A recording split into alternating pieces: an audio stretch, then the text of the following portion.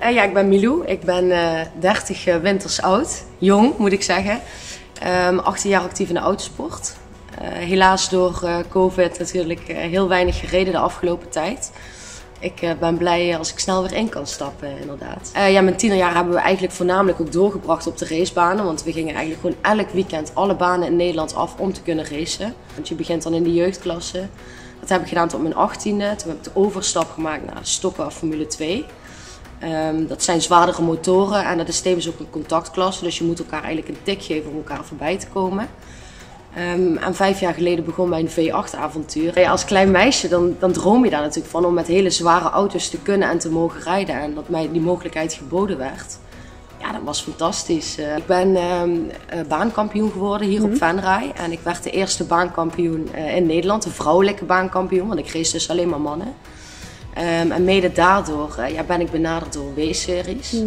Dat is een nieuw platform. Hun doel is om een vrouw in de Formule 1 te krijgen. Over de 900 coureurs, waarvan de vrouwen op één hand te tellen zijn. Dus daar moet echt verandering in komen.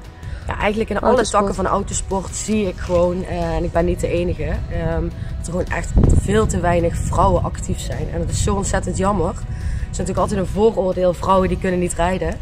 Maar dat kunnen ze wel degelijk. Ze hebben gewoon alleen simpelweg de kansen niet gekregen daartoe. Wat ik graag wil is me echt hard maken voor meer vrouwen in de autosport. Ik denk dat het ook echt heel belangrijk is. Het is gewoon heel erg lastig, maar tijden veranderen. En ik denk over een paar jaar dat we absoluut een vrouw gaan zien in de Formule 1. De wereld is natuurlijk heel erg klein, dus heel veel snelle vrouwen ter wereld die ken ik. En je ziet daar zeker ook wel echt talent in. In de zin van, die kunnen het nog wel eens echt gaan maken. Ik ben te oud, het is gewoon een feit. Ik ben 30 en ja, mijn droom om Formule 1 te rijden, ja, die heb ik ook nooit gehad. Want mijn droom was altijd om NASCAR in Amerika te rijden.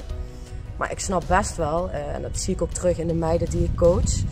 Dat zijn kleine meiden van een jaar of, ja, variërend eigenlijk van 8 tot 11. Ik zie daar wel wat in. En als ik daar ook maar dit aan heb kunnen bijdragen, om later grote stappen te maken, dan is mijn missie volbracht.